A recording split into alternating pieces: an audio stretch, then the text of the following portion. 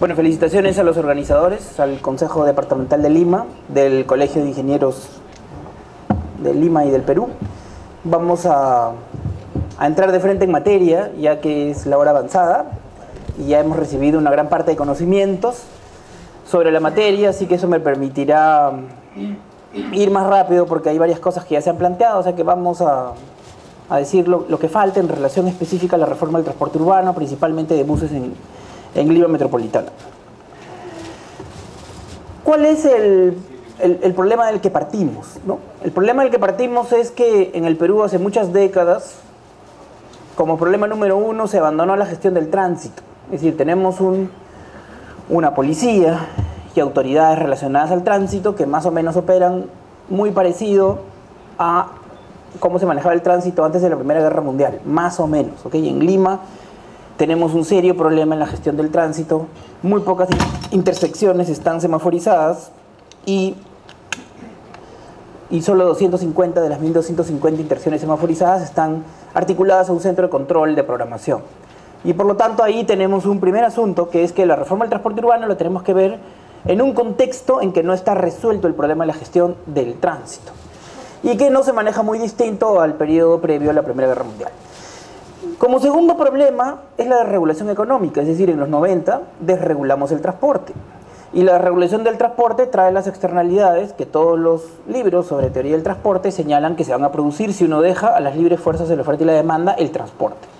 Y por lo tanto tenemos muchísimas externalidades en contaminación, accidentes y congestión causadas por un manejo extremadamente abierto o liberal del transporte, principalmente durante los 90, que luego se ha corregido solo parcialmente. Y esto es importante decirlo porque el transporte requiere una planificación y un desarrollo normativo casi hora por hora, avenida por avenida. Y eso no hemos tenido, a diferencia de lo que ha venido ocurriendo en las principales ciudades del mundo, en donde se ha avanzado un sistema regulado, normado y planificado del transporte urbano, y además integrado, como ya se ha señalado. Los otros dos problemas que están en la superficie son dos. Uno, la estructura empresarial, el modelo comisionista afiliador, no podemos dejarle de mencionarlo.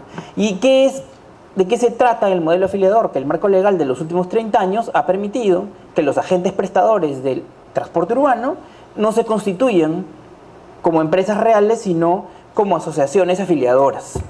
Por lo tanto, hemos tenido una organización no empresarial en el transporte urbano, con contadísimas excepciones, y un marco legal que permitió que los agentes prestadores no sean dueños de las unidades.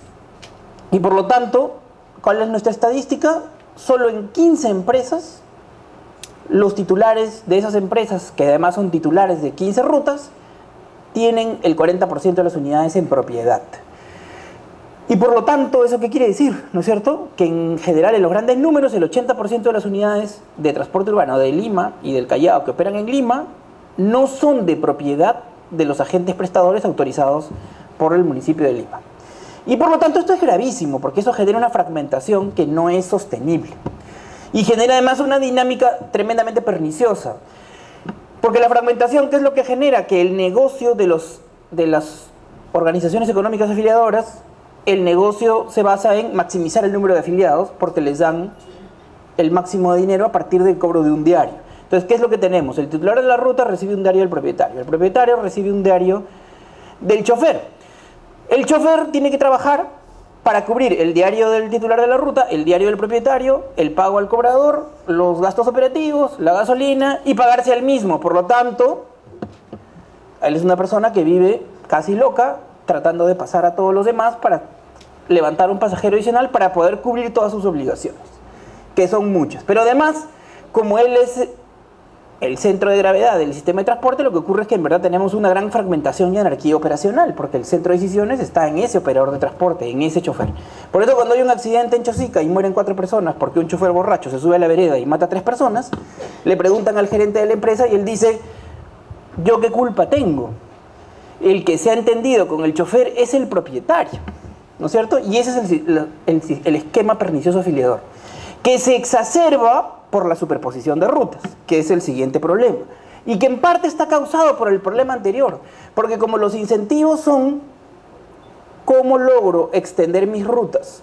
O tener una ruta más, no me importa que esté encima de donde hay otros operadores con la misma ruta, El problema es que la presión de la dinámica económica mercantilista del modelo afiliador lo que genera es una presión por o alargar las rutas o poner unas rutas encima de otras, ¿ok? Por lo tanto, es el modelo afiliador que llevó en los últimos 12 años a generar una excesiva superposición de rutas, porque el negocio era ¿cómo consigo más lornas propietarias que yo afilie? De tal manera de invertir poco, porque son los propietarios individuales los que generan la inversión principal de los buses, pero yo consigo ese diario que yo quiero por día. Entonces, claro, el afiliador más grande de Lima Callao, que todos sabemos quién es, tiene 2.300 unidades afiliadas. 150 que figuran como de su propiedad, 2.150 son afiliadas, que le pagan 70 soles por día por 365 días del año. Y obviamente hay muchísimas empresas en Lima que reciben una gran cantidad de dinero por no hacer nada en el contexto afiliador, pero la superposición de rutas, que si bien es exacerbada y causada e inducida por el modelo afiliador, también tiene un problema propio, porque en Lima he llegado a tener rutas larguísimas de 70 kilómetros, bastante ineficientes y con bastantes idas y vueltas, pero también lo que tenemos es un grave problema vinculado a que están superpuestas de una manera excesiva que se da en muy pocos países. Para que tengan una idea, el promedio de superposición en las avenidas de Lima donde hay transporte público es 28. ¿Qué significa 28? Significa que cada empresa, cada línea compite con otras 27. Entonces, ¿qué es lo que ocurre en realidad? Y este es el marco de incentivo de nuestros choferes. Nuestros choferes compiten con todas las unidades de su misma línea, que no salen necesariamente en una frecuencia, porque los operadores no se ocupan de eso, porque no es su problema. Y además compiten en promedio con otras 27 empresas donde hay un montón de otros choferes y todos compiten por un pasajero adicional, por la excesiva superposición. Para que tengan una idea, en la Avenida Arequipa hay 23 rutas y 23 empresas. En la carretera central hay 45 rutas y 45 empresas. En la Javier Prado hay 59 rutas y 59 empresas. En la Panamericana hay como 50 rutas y 50 empresas.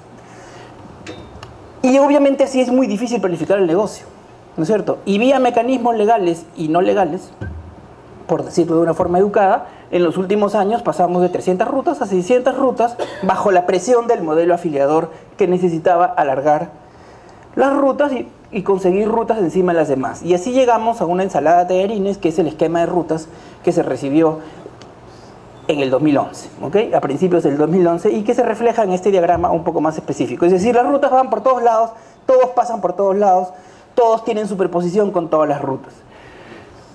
¿Y cuáles son las consecuencias de este modelo y por qué la reforma es indispensable y por qué tenemos que caminar una reforma de buses que se integre en un sistema de metros y de metropolitanos? Porque obviamente, si no lo hacemos, vamos a mantener a Lima teniendo 50.000 de cada 80.000 accidentes de los que se producen cada año. 2/3 de la contaminación aérea la causa la excesiva edad del transporte público, porque no habían incentivos a la modernización y si los habían eran mínimos. Y además, obviamente, en los corredores que no se han reordenado, donde no están los alimentadores del metropolitano, lo que tenemos es una velocidad que tiende a bajar hacia entre 14 y 16 kilómetros por hora. Esa es la situación en Lima y obviamente hay muchas cuantificaciones de cuáles son los costos de esta reforma. ¿Cuáles son los objetivos de la reforma del transporte emprendida por la gestión metropolitana de Lima? Son, en primer lugar, reducir la contaminación a la mitad, bajar los tiempos de los movimientos para 5 millones de viajes, de los 13 millones de viajes a la mitad, y reducir los accidentes a un nivel semejante al de los alimentadores del metropolitano. El cambio de modelo pasa por este esquema, que es el esquema elemental en cualquier ciudad mínimamente ordenada, planificada y normada para el transporte. Es decir, tener los trabajadores en planilla, porque es la única forma de tener un control vertical de las operaciones. 2. Convertir las empresas en consorcios, porque con 425 empresas chiquitas de 46 unidades no es posible manejar el problema, ¿no es cierto?, muy grande que es el transporte urbano en Lima. Necesitamos empresas fuertes y autoridades fuertes para manejar un problema del tamaño que es el transporte en la ciudad de Lima. Necesitamos que los propietarios sean accionistas o vendan sus unidades a los nuevos operadores que están ganando y adjudicándose las nuevas licitaciones. Control de frecuencias y paraderos, menos rutas, menos operadores y un esquema gradual para poder incorporar de una manera adecuada a todos los agentes económicos que están involucrados en este proceso.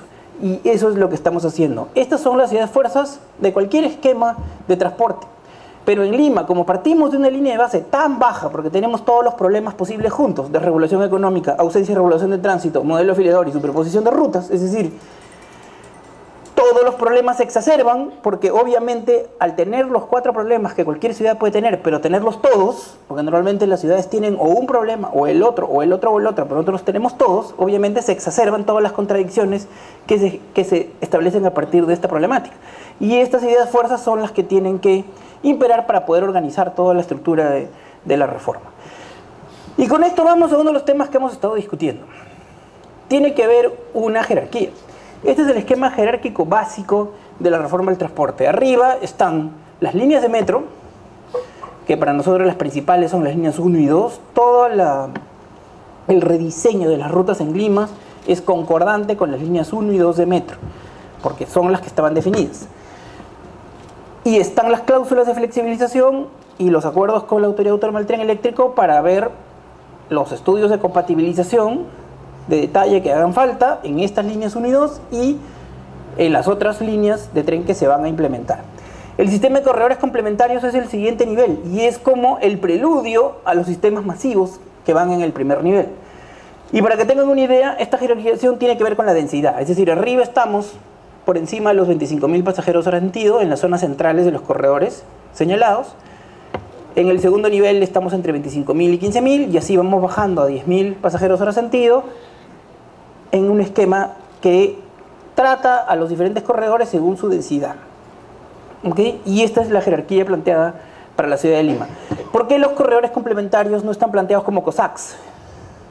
Porque obviamente no vamos a hacer infraestructura de COSAC cuando los corredores complementarios se prevé que en esas áreas lo previsible es que van a haber líneas de metro. Por lo tanto, la idea fuerza de los corredores complementarios es la flexibilidad. Vamos a hacer las soluciones más eficientes, la señalización mínima, los mejoramientos mínimos de paraderos y luego las mejoras en semaforización el próximo año y en ciertas mejoras sobre la vía para dar tratamiento preferente al transporte público, pero sin transformar la estructura del movimiento sobre las avenidas principales. Es decir, no vamos a cambiar la configuración básica de la avenida Arequipa, ni de la carretera central, ni de la Panamericana. ¿Por qué? Porque en esos espacios se espera que luego tengamos líneas de metro y los corredores complementarios son flexibles para poder adecuarse y desplazarse cuando las líneas de metro se van incorporando.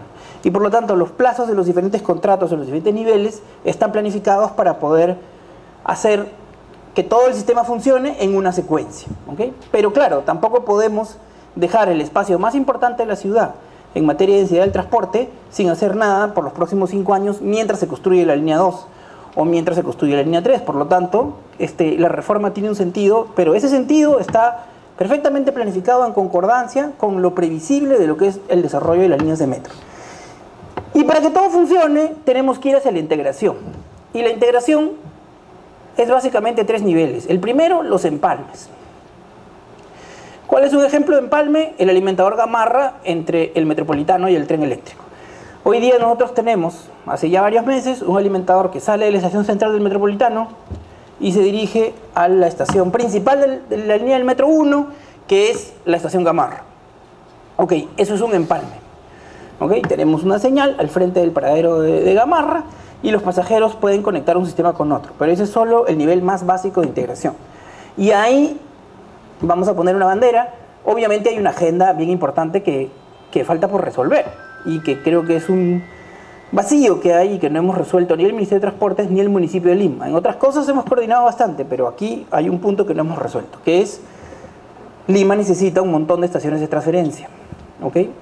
Entre corredores y entre líneas de metro. O sea, por ejemplo, cuando vengan los buses del corredor complementario que viene de Chalacacayo, ¿ok? O de Corcona, o del lugar más lejano donde está el Lima Metropolitana, hacia la Plaza de Teguitarde, donde va a estar la primera estación del Metro 1 de Lima, del Metro 2, perdón, obviamente tiene que haber un lugar apropiado para que los buses puedan detenerse, dar media vuelta y la gente poder bajar a la estación 25 metros abajo y poder proseguir su curso. Muchas de estas cosas todavía no están previstas y es parte de la agenda sustantiva que hay que desarrollar.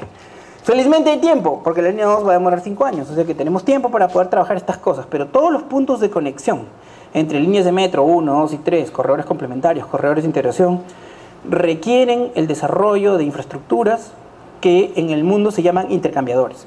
Hay un tema ahí de fondo de agenda que tenemos que resolver.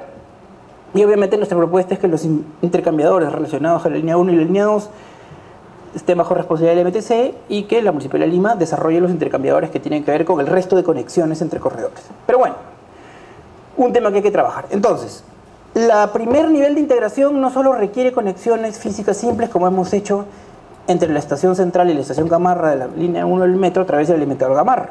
Requiere también esos intercambiadores y es una agenda pendiente. El segundo nivel de integración es el del medio de pago. Aquí yo diría que es donde se han dado más pasos en la dirección correcta.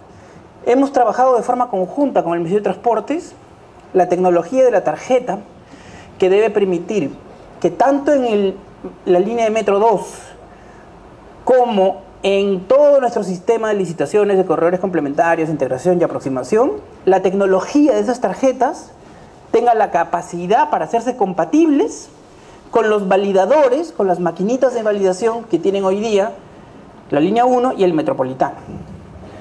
Cuando se iniciaron la línea 1 y el Metropolitano no se pensó en la integración, por eso las dos tarjetas son incompatibles. Incluso inicialmente en la línea 1, en los dos tramos las tarjetas eran incompatibles. Felizmente un operador se hizo cargo del otro y por lo tanto han unificado la tecnología de tarjetas en la línea 1. Entonces ahora lo que necesitamos es una definición tecnológica superior de la tarjeta que permita que el nuevo sistema masivo de buses y el Metro 2 tengan tarjetas que pueden pasar y ejecutar pagos sobre los validadores de lo que existe hoy, que son los validadores de la línea 1 del metro y el Metropolitano. Y por lo tanto, el centro de discusión para lograr la integración del medio de pago es tecnológica. No requiere una autoridad única del transporte de Lima-Callao, ni tampoco que Lima-Callao y el Ministerio cedan competencias a un tercero. Este es un tema contractual del manejo de los fondos de fideicomiso y tecnológico. Y está en este momento en la agenda, ¿ok? Pero la definición tecnológica, la plataforma tecnológica para poder ir a la integración del medio de pago está definida.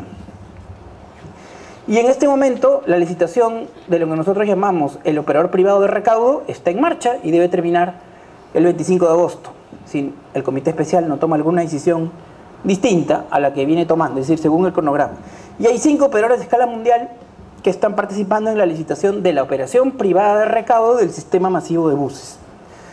Y por lo tanto aquí el tema de fondo es, ¿qué vamos a tener? 4 operadores de recaudo, línea 1, línea 2, Metropolitano y el sistema masivo de buses. 4.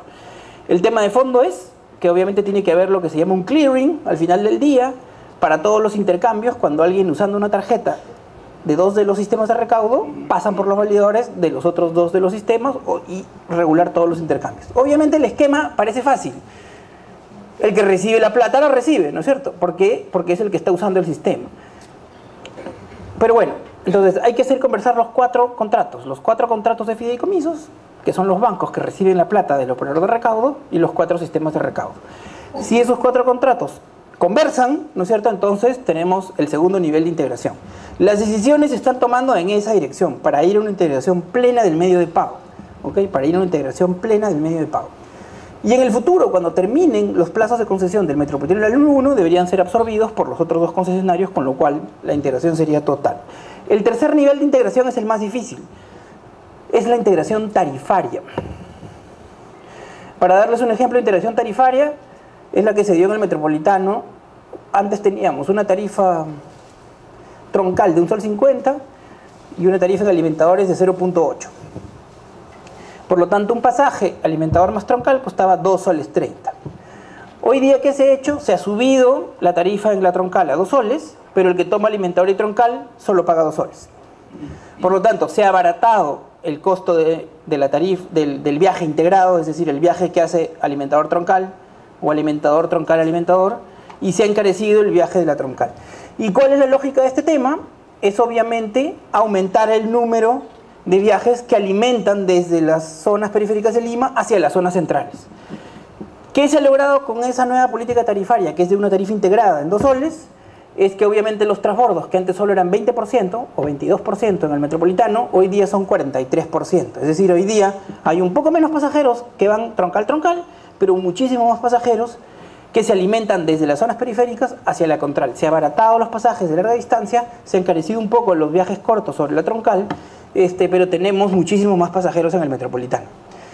Como consecuencia de los alimentadores nuevos que le pusimos al Metropolitano, de la reestructuración de rutas en la zona norte y de la integración tarifaria, lo que tenemos es 400.000 pasajeros más en el metropolitano en los últimos 3 años. La integración tarifaria funciona. Y por lo tanto ahora el tema es cómo hacemos la integración tarifaria entre los diferentes modos de transporte. Y ahí nuestra apuesta es que la primera integración tarifaria que pueda funcionar entre dos sistemas distintos sea la integración de los alimentadores de la línea 1 del metro con la línea 1 del metro. ¿Okay? Y la idea que tenemos es que hagamos algo semejante a lo del metropolitano, es decir, podemos subir el costo del pasaje de la línea 1 de 1 sol 50 a 2 soles en su troncal, porque además tiene que subir algo, porque ahora la troncal es más larga, va hasta San Juan del Lurigancho, algo más tendrá que costar, es bien difícil que se mantenga 1 sol 50, más baja que el metropolitano. No tiene sentido, es un sistema de mucho más calidad y de mucho más capacidad. Pero que cuando alguien tome un boleto de bus que luego transborda a la línea 1 del metro, obviamente debería haber integración tarifaria que podría ser semejante a la que ya ejecutamos en el metropolitano. En mi opinión, el metro tendría más ingresos, el MTC pagaría menos subsidios operativos y los usuarios tendrían una tarifa integrada que les facilite mucho las cosas. Y si ese experimento funciona, debería ser la base para el manejo de la integración total. En mi opinión, la futura política de subsidios en Lima, el transporte urbano, como tienen todas las ciudades modernas del mundo, debería ser una política de subsidios dirigida a facilitar el descuento por integración, de tal forma de así integrar todos los sistemas de transporte y partiendo de los metros, que son los que tienen más déficit operativo y que por lo tanto necesitan más integrarse con la red de alimentación de buses que siempre van a tener. En ese sentido, los corredores complementarios son como el primer paso, ¿ok? Reconcentramos los flujos. Donde hay 3 avenidas, los corredores complementarios trabajan en una, desaparece el transporte público en sus vías alternas, empezamos a tener los paraderos cada 6 cuadras y preparamos el terreno para el funcionamiento de los metros. Pero luego necesitamos que todo el sistema se integre. ¿Y qué significa que se integre tarifariamente? Que haya obviamente una bolsa de subsidio que permita financiar un descuento por integración de todo el sistema. Creo que es un consenso por el cual hay que pelear, es un sentido común que hay que construir. Lima necesita una política de subsidios para el transporte urbano, si queremos desincentivar el transporte privado y si es que no queremos además tener a todo el mundo agobiado en la hora punta. ¿Okay? Porque los sistemas de buses que no tienen ningún tipo de subsidio y que son financieramente autosustentables, siempre tienen a la gente ensardinada en la hora punta. La única forma de que eso no ocurra es meter subsidios. Y en mi opinión, la política de subsidios debe ir por el lado de la integración tarifaria. ¿Qué es lo que vamos a lograr con la reforma del transporte de buses? Estos números. Vamos a pasar de 31.500 vehículos, que es lo que tenemos hoy día. Arrancamos esta gestión con 33.000, hemos chatarreado 2.000. Tenemos hoy día 31.500 y queremos llegar a 16.500. Nuestra meta de chatarreo hacia fin de este año es 4.000 unidades. Claro, para lograr eso necesitamos un fondo que el MTC se comprometió a pasarnos de 11 millones de dólares, que me han pedido que no lo diga, pero lo voy a decir porque en verdad lo necesitamos y si se demoran mucho ya no lo vamos a poder ejecutar.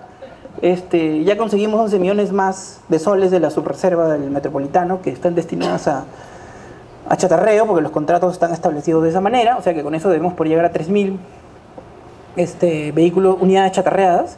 Ese es el equivalente a poner una combi tras otra 15 kilómetros, para que tengan una idea de lo que ya hemos retirado del sistema de Lima. Los operadores privados que ya ganaron la licitación de corredores complementarios, es decir, que ya son adjudicatarios, ellos tienen un compromiso de chatarreo en los primeros 24 meses de su concesión sobre 6.700 unidades. Entonces, solo el chatarreo público, más el compromiso de los adjudicatarios del 35% de las licitaciones, estamos hablando de cerca de 11.000 unidades que se van a chatarrear en los próximos 24 meses, o por contrato o por acción pública. Y obviamente ahí ustedes pueden ver el cambio y la modernización. Todas las rutas de Lima, pero todas, absolutamente todas, han sido rediseñadas. Y a larguísimas discusiones con los transportistas, que como algunos dirían, ¿no? La reforma avanza de noche porque hay bastantes transportistas que tratan de obstaculizarla de día. Porque son los intereses del modelo afiliador, como dijo alguien que me antecedió en el uso de la palabra. Y ese es el cambio de estructura de la flota. Vamos a pasar de tener 13.600 combis que van a salir en 5 años de forma completa del sistema de rutas, a tener un sistema en que predominan los buses de 12 metros, 9.561 unidades. El cambio en la composición de la flota se basa en el respeto al número de asientos. Nos basamos en que Lima tiene el número de asientos que necesita, pero claro, hoy día lo tiene en muchas unidades pequeñas y requerimos sustituirlo por un menor número de unidades de mayor tamaño, que es lo que le va a dar eficiencia al sistema. ¿Y qué es lo importante? Los transportistas ya se compraron este tema y los paros ya no funcionan, así que digamos, lo que siempre se dijo, que hacer una reforma de estas características generaba un problema social y político insalvable, bueno, ya no es. Ya ustedes vieron que los paros ya no funcionan, porque ya todos los transportistas ya no están preocupados en hacer paros, sino están preocupados en cómo presentan los sobres de todas las licitaciones que están en curso. Y por lo tanto están bastante entretenidos y bastante ocupados, y creo que es lo que le conviene a la ciudad. Y lo otro, la reforma del transporte intensivo en empleo. Estamos en otro momento económico. Hoy día a los transportistas les cuesta mantener a sus conductores en el sistema de transporte urbano.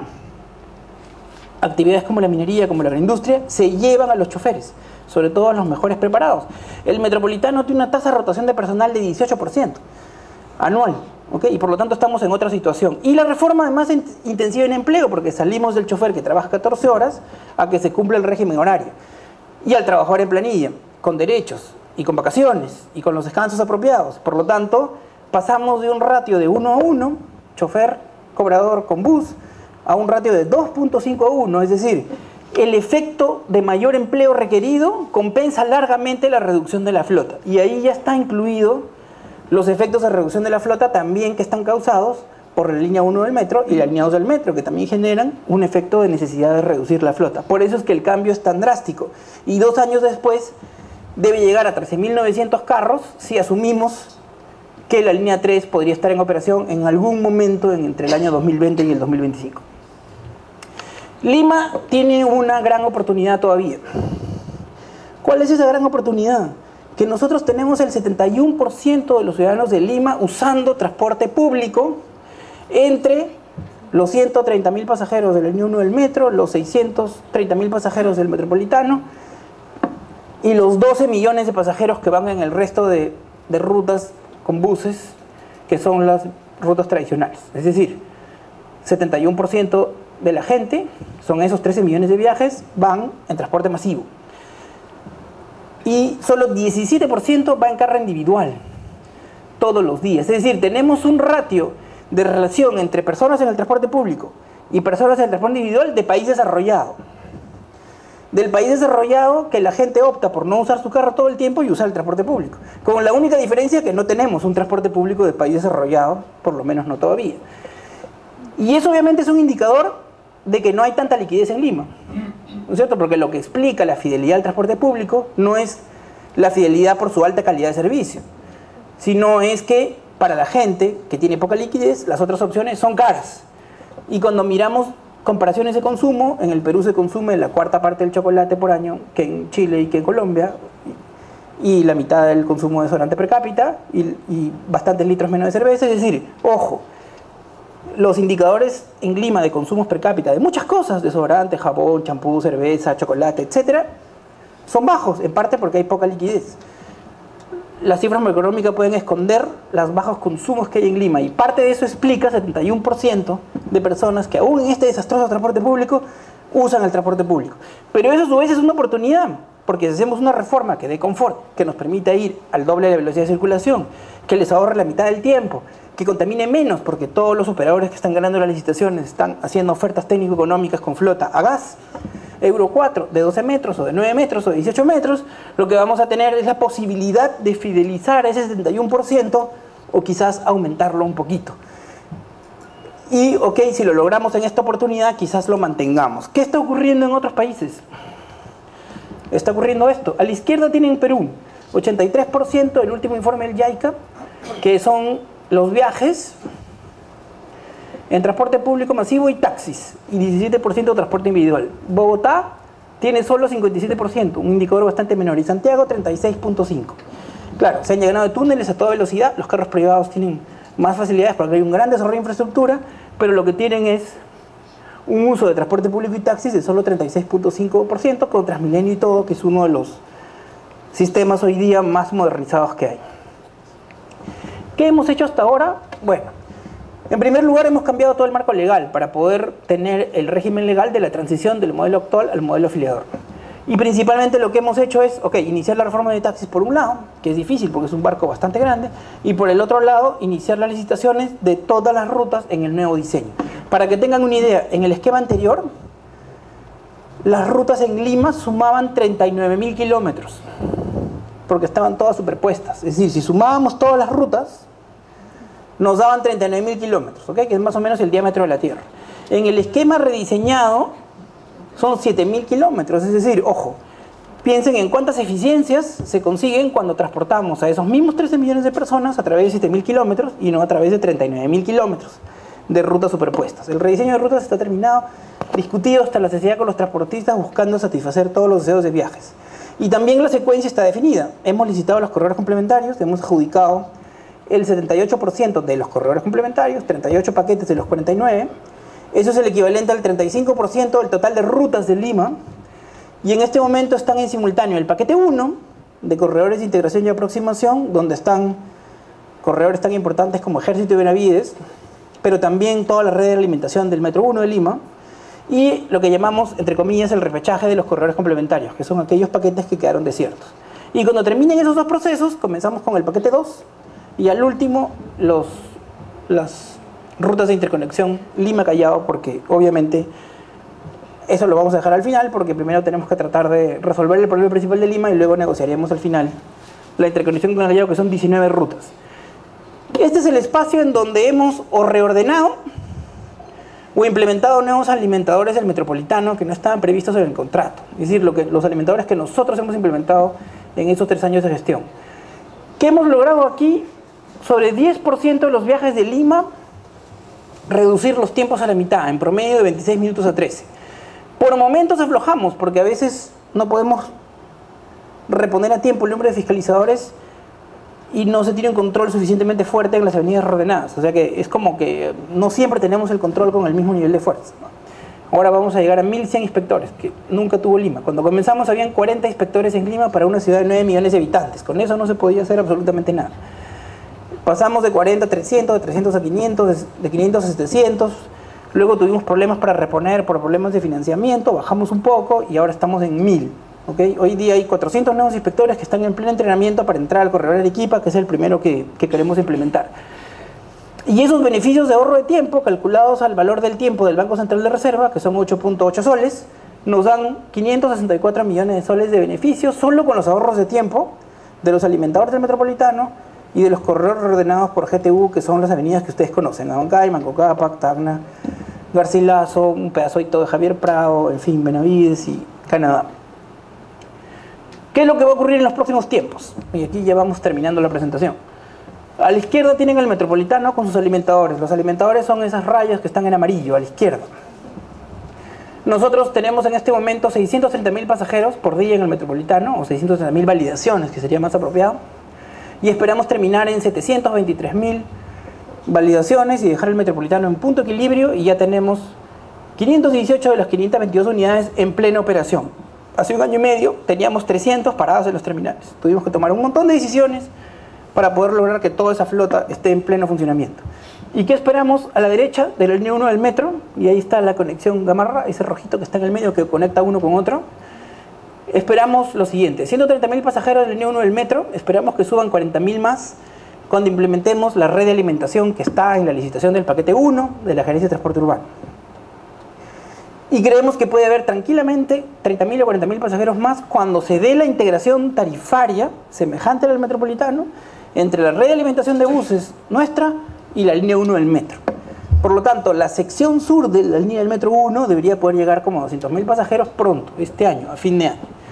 Y con la sección de San Juan del Lurigancho poder duplicar su capacidad. Nosotros pensamos que existe la posibilidad de que lleguemos a 300.000 o 400.000 pasajeros de los 130.000 actuales a fin de año en la línea 1 del metro. Y con eso tendríamos entre el metropolitano y la línea 1 del metro 1.100.000 o 1 millón de pasajeros o 1.200.000 de pasajeros con un sistema tipo primer mundo en Lima. Esto es posible. Y luego esperamos terminar, obviamente, toda la implementación de los corredores complementarios. Bueno, para eso tenemos que implementar primero el primero, que es en julio, a fines de este mes, el 26, que es la fecha crítica para nosotros, que es el corredor de Arequipa Tacna Garcilaso. Es un enorme esfuerzo. Hemos tenido que parchar casi todos los huecos, todavía nos faltan algunos huecos por ahí, se encuentran algunos, estoy encantado de saber cuál es para ir a parcharlo. Tenemos que terminar la señalización, no solo en la zona troncal, sino también en las zonas de alimentación. Este es el diagrama solo de las troncales. Son 130 kilómetros de troncales en los corredores complementarios y 1.300 kilómetros de zonas de alimentación en los 5 corredores complementarios. Es decir, ese es como el 70% del espacio por donde hay transporte público, pero concentra el 40% de los viajes totales de la ciudad. Con eso, más con los dos sistemas anteriores, estaríamos cubriendo casi el 45-47% del total de viajes de Lima. Y lo siguiente que estamos haciendo, esta es la red de alimentación de los corredores complementarios, y los siguientes son los corredores de integración y aproximación. Son esas líneas verdes, que son los más importantes: Universitaria, Ejército, Angamos y Benavides. Y sus rutas conectoras, ¿okay? Sus rutas conectoras. Y este es el tercer nivel. Y este es el diagrama de todo el sistema de rutas. 13 millones de viajes, pero como nuestro sistema no tiene rutas superpuestas y tampoco tiene esas rutas larguísimas que comienzan en Jicamarca, pasan por Alfonso Ugarte, se van por el Ejército, suben por Benavides y terminan en Pachacamac, ¿okay? Como esas rutas ya no van a haber, obviamente va a aumentar el número de transbordos y por lo tanto el sistema futuro no tiene 13 millones de viajes, sino tiene entre 16 y 18 millones de viajes y los transbordos aumentan de 22-25% como 45%. Y la gente va a tener que caminar más. Es decir, esta reforma no va a ser fácil, pero nosotros pensamos que no hay otra manera de reestructurar la ciudad de Lima y sacarla del transporte no sostenible que tenemos en este momento. También hay importantes inversiones para que la gente camine más. Espacios públicos nuevos, como lo que se ha abierto en la Costa Verde, y ustedes lo pueden ver entre San Miguel y Magdalena, por ejemplo, que están listos para que la gente pueda caminar Río Verde, Costa Verde, y las mejoras de las intersecciones y los accesos del metropolitano a las estaciones que deben facilitar las caminatas. Eso es insuficiente, pero en términos de espacios públicos yo diría que son como 40.000 nuevas hectáreas verdes en Lima que se están generando en estos años, entre las hechas y las contratadas. Y por lo tanto vamos a caminar más, pero también vamos a caminar más porque las estaciones, los paraderos de los corredores complementarios y los corredores de integración van a estar cada 6 cuadras.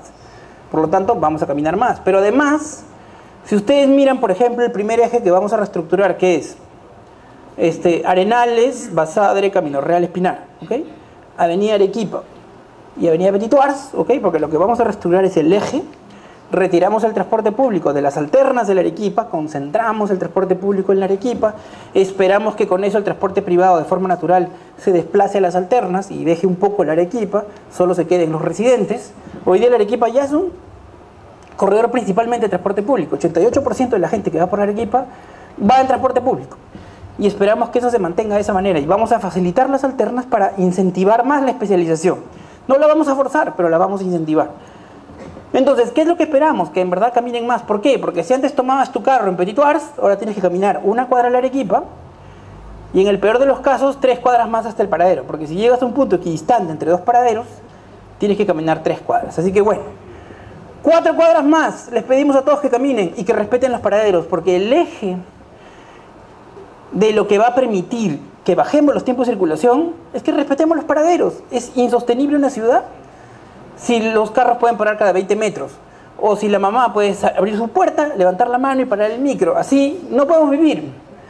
Por lo tanto, lo único que le vamos a pedir a todos ustedes, ingenieros y usuarios del transporte público, es respeten los paraderos en la primera etapa de la reforma. Es lo único que le vamos a pedir a los usuarios. Respeten los paraderos. No paramos en otro lado, como hemos logrado hacerlo en Abancay, Mancocapa y en Tacna, Garcilaso.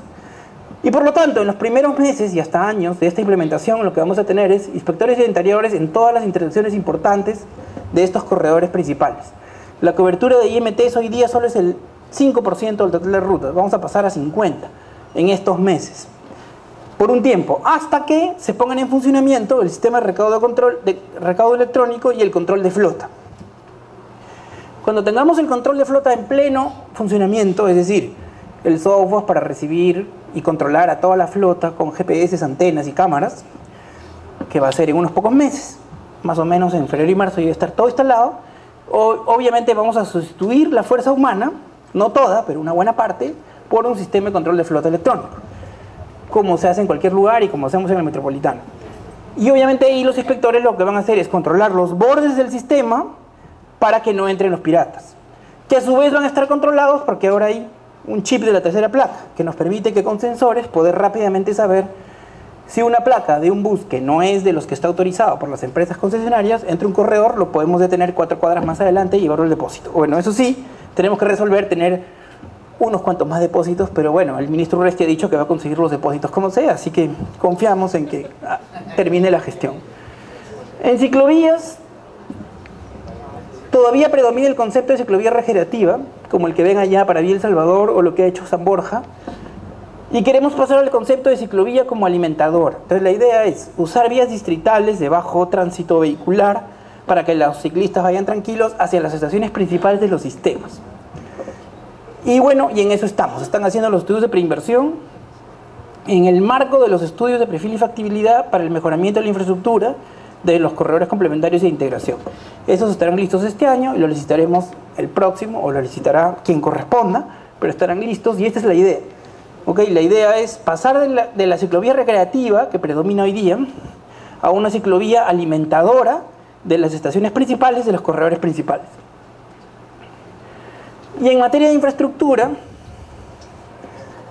la idea es tener un concepto de justicia un poco distinto al actual. ¿Cómo ha sido la idea de la justicia en el pasado del transporte? Era más o menos así. Miremos el modelo de la avenida Javier Prado. El espacio para el transporte privado. Si ustedes miran la avenida Javier Prado, tenemos 6 carriles abajo para que el transporte privado fluya. No fluye mucho, pero digamos, está hecho para que fluya. Y el transporte público, donde va el 71% de la gente, está arriba en el carril de servicio, yendo a 1 km/h, ¿no es cierto? Visualicen la Javier Prado. Bueno, ese modelo es el que hay que desterrar. En el nuevo esquema, la planificación de la gestión del tránsito mínima es para darle un poco más de espacio al transporte público y un poco más de restricción al transporte privado.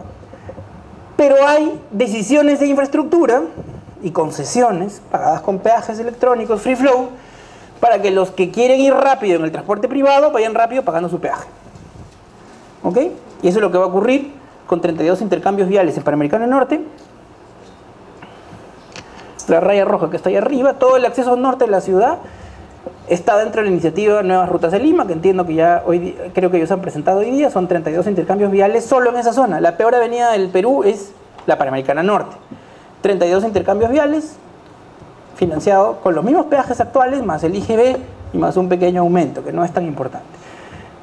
Panamericana Sur, las obras críticas de descongestionamiento. Vía Expresa Sur, la continuación de la vía expresa con peaje free flow. Y la extensión de la Ramiro Prelet, 30 kilómetros más hasta el puente Los Ángeles.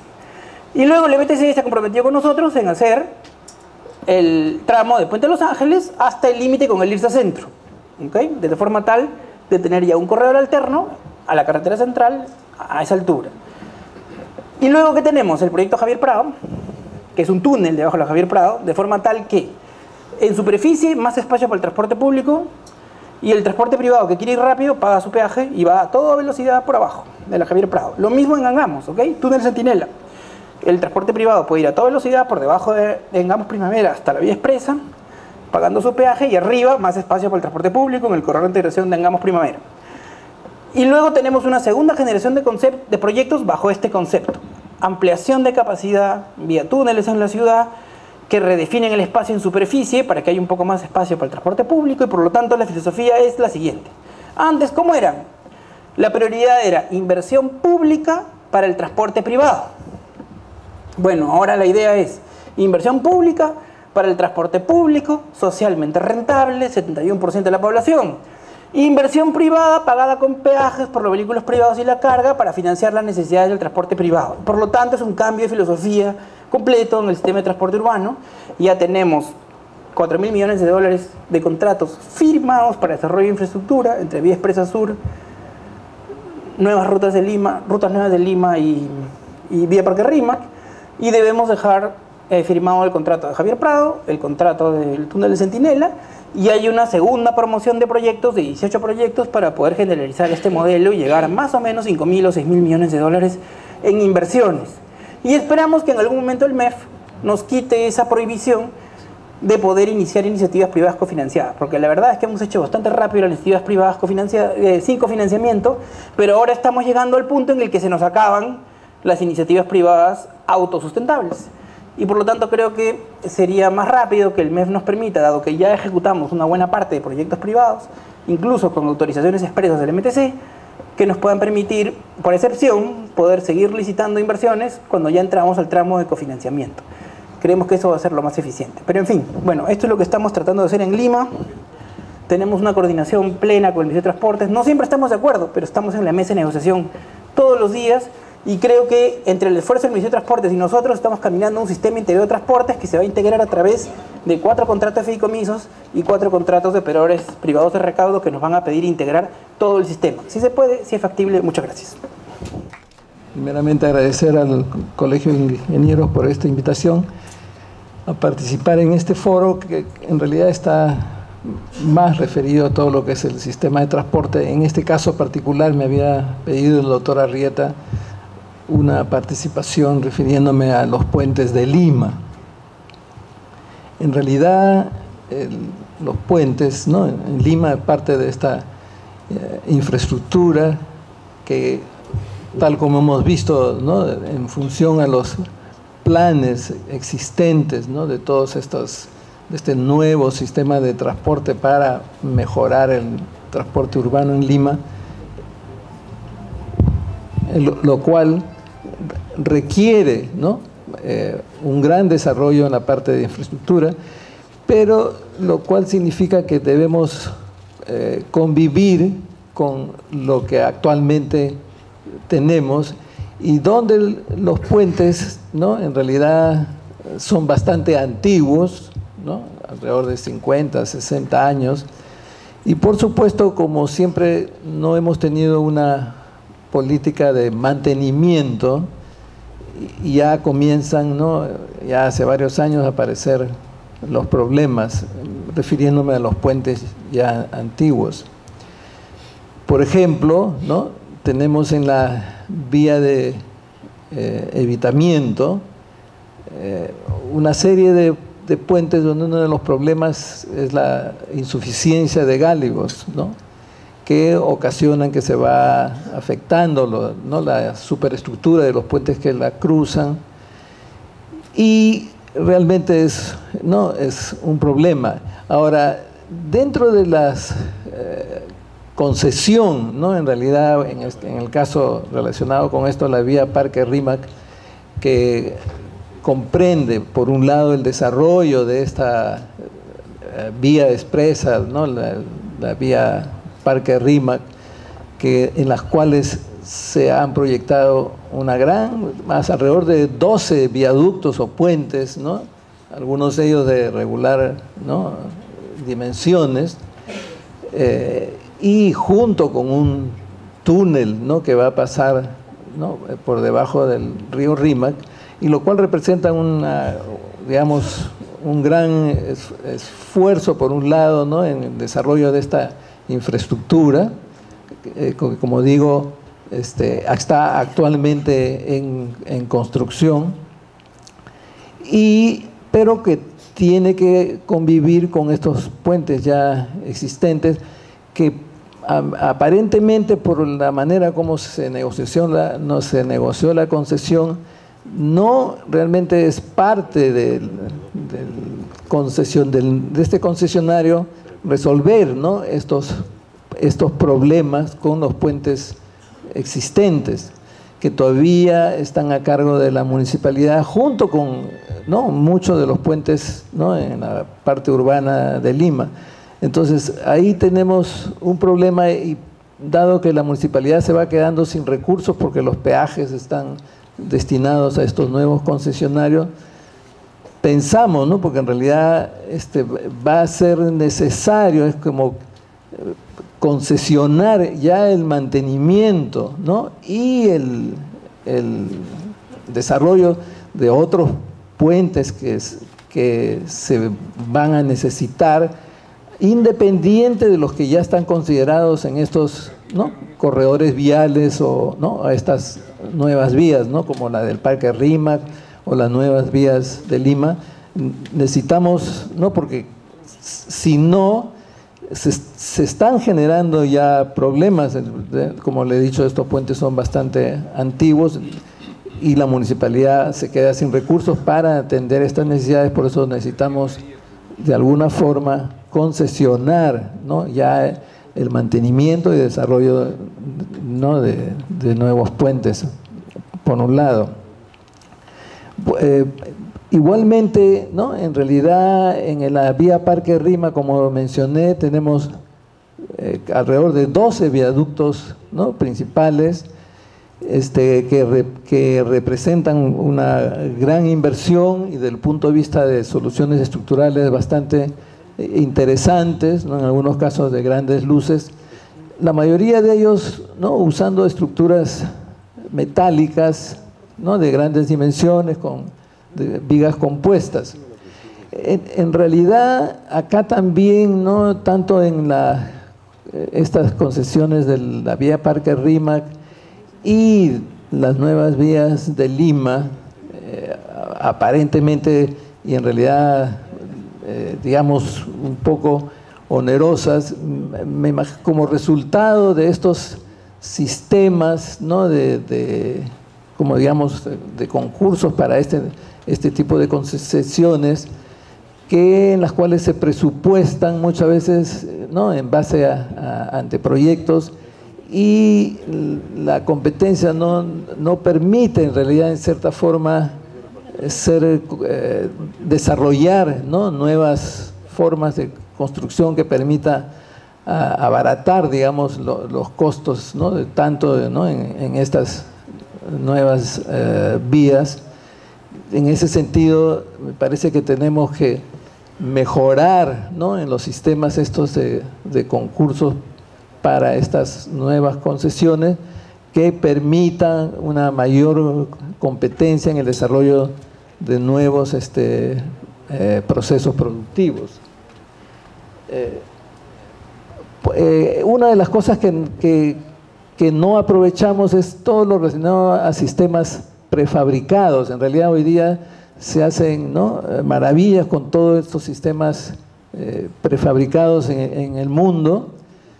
Ya tenemos acá en el país, hay una empresa con una inversión bastante considerable en el desarrollo de sistemas prefabricados que incluyen parapuentes y que de alguna forma está, me parece, subutilizada, ¿no? En realidad yo creo que también es tiempo de que se considere en el Ministerio de Transportes tener estos elementos prefabricados en stock, así como se compran estructuras metálicas, puentes metálicos, ¿no?, ya sea provisionales o definitivos, que compre el ministerio y tenerlos en stock.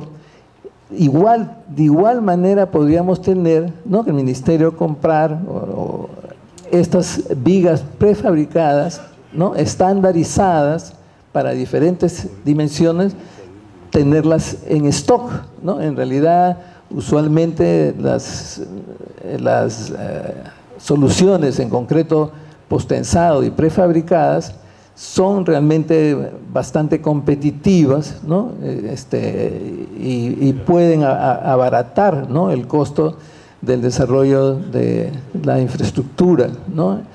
Como digo, eso es algo que debería ser considerado, ¿no?, la posibilidad de que tener en stock, ¿no?, para que puedan ser utilizados por los diferentes, ¿no?, entidades del gobierno, y de esa forma también desarrollar, ¿no?, la industria de la prefabricación en la especialidad de puentes. Regresando un poco a los problemas existentes, ¿no?, en los puentes existentes, claro, se está trabajando también, ¿no?, en esta infraestructura ya antigua, de rehabilitarla, ¿no?, y para estos puentes con problemas de gálibos, colocar lo que se llaman unas vigas de sacrificio o vigas de protección que permitan que impidan, ¿no?, el tránsito de vehículos que no cumplen con los gálibos. Ahora, es necesario reconocer que esos gálibos realmente no son, digamos, esas restricciones no deberían existir, ¿no?, dado que actualmente tenemos puentes que tienen gálibos de 4 metros 20, 4 metros 30, cuando lo que debería ser de 5 metros o 5,20 como son, ¿no?, los nuevos estándares. Y es bastante complicado, sobre todo, por ejemplo, en la vía de evitamiento, de tan cantidad de tránsito, ¿no? Sustituir, ¿no? estas estructuras por unas nuevas con los gálibos nuevos. En realidad hay una experiencia, el puente Trujillo fue modificado a fin de proporcionar el gálibo suficiente, y algo similar, ¿no? Está planeado hacerse con los puentes Huánuco y Balta, ¿no? Bueno, ustedes también han visto los problemas que se generó con el puente Bella Unión, ¿no? Debido a la socavación del pilar central que originó la falla de un pilar, y claro, ese es un problema y va a ser siempre de los problemas que cruzan el RIMAC, ¿no? Los problemas de socavación, y eso en realidad implica que tenemos que realmente establecer ya un sistema de mantenimiento, como ya existe, ¿no? Lo que se conocen como los sistemas de gestión de puentes, que en realidad existen en todos los países, y acá en nuestro medio también, ya desde el año 96, 98, financiado por el Banco Mundial, el Ministerio de Transportes, ¿no? Para el Ministerio de Transportes se desarrolló un sistema computarizado de administración de puentes, ¿no? Pero lamentablemente hasta la fecha casi se puede decir ha sido muy poco utilizado, ¿no? En realidad, porque la aplicación es tanto para las carreteras, las vías principales del país, como las vías urbanas, ¿no? En realidad, dado que permite planificar, ¿no? Y programar la inversión para mantenimiento, rehabilitación o reemplazo de estos puentes, mediante la aplicación, ¿no? de efectuar inventarios e inspecciones, ¿no? Inicialmente visuales, y que deberían realizarse cada 2 años, ¿no? Como digo, lamentablemente nunca esto se ha podido llegar a establecer. Uno de los problemas radica en que muchas veces los ingenieros de puentes enfatizan y priorizan en realidad la parte estructural del puente, ¿no? Entonces ha sido un poco difícil, ¿no? Ver implementar, ¿no? Estos sistemas, como digo, computarizados de administración de puentes, que permiten establecer una política de mantenimiento, ¿no? adecuada, y es algo que realmente se requiere, ¿no? Ya como digo, en otros países es prácticamente obligatorio la existencia de estos sistemas para poder efectuar nuevas inversiones en el desarrollo de puentes, algo que hasta la fecha no lo tenemos establecido y que es, ¿no?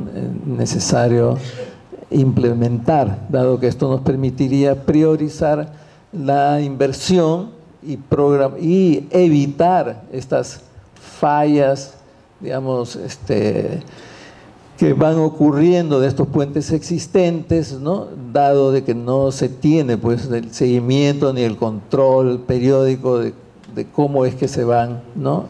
deteriorando. Bueno, realmente tenía me habían pedido hablar de una exposición, pero considerando el tiempo, ¿no? corto no es posible lo que había pensado. Espero que de alguna manera haber indicado cuál es la problemática en esta parte ¿no? de ingeniería de puentes. Eso es todo. Seguidamente, para poder terminar la jornada de hoy día, el ingeniero Luis Vera Barandarian, que es ingeniero civil de la Universidad Nacional de Ingeniería, quien posee maestrías en la Purdue University de Estados Unidos, en la Universidad de Ingeniería del Perú, diplomados en Francia, Estados Unidos y Suiza, presidente de Vera y Morenos S.A. Consultores de Ingeniería, presidente de la Asociación Peruana de Consultoría, especialista en diseño vial urbano y carreteras, diseñador de los principales intercambios viales del Perú y en otros países. Es catedrático de la Universidad Nacional de Ingeniería Ricardo Palma, Universidad Católica San Luis Gonzaga, en Perú y universidades de Nicaragua. Experiencia profesional en Perú, Estados Unidos, Nicaragua, Bolivia, Guyana y otros países. Sin más preámbulo, con ustedes el ingeniero Luis Vera Barandarian, para que nos ayude a cerrar la jornada de hoy día. Ingeniero, adelante. Muchas gracias. Primeramente, gracias a Javier, gracias por la invitación. No quería que los que han tenido el valor de quedarse hasta tan tarde se vayan sin ver algo de lo que vamos a hablar mañana. Es un honor estar en esta mesa con Gustavo. Es uno de los jóvenes economistas más vehementes que logran lo que siempre he dicho se puede lograr en el Perú. Acá se puede salir adelante con mucha facilidad porque no hay competencia. La gente es muy tranquila. Entonces, gente como Gustavo desarrolla francamente los programas y va a lograr lo que en tantos años hemos querido. Mis felicitaciones, sinceramente, y un aplauso para él.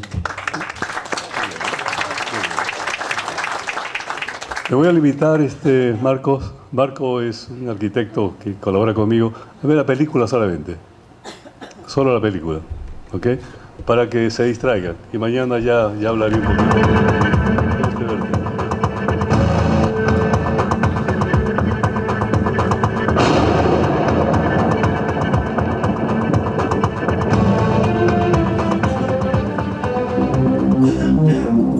Esta es la Costa Verde. Espero que el próximo año.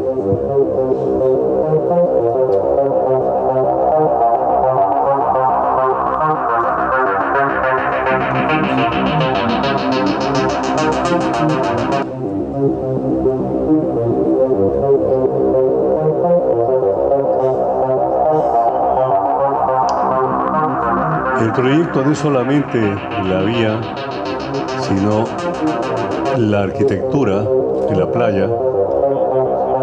Eso estuvo con un arquitecto famoso a cargo de él, donde tenemos un malecón a lo largo de la costa, tenemos una ciclovía y tenemos un sendero deportivo para que no estén tan cerca a la carretera.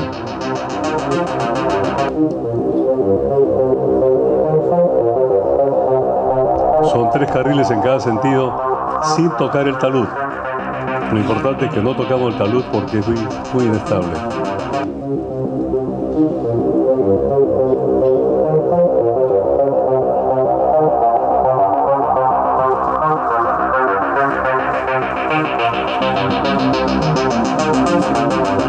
Estos puentes están siendo reemplazados por nuevos puentes.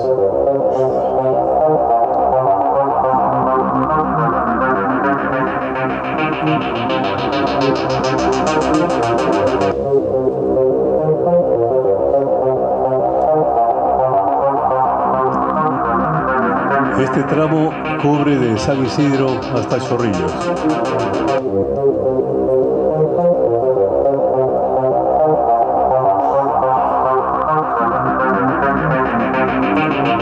La bajada de Mendari fue la primera obra que hice en la Costa Verde hace 47 años.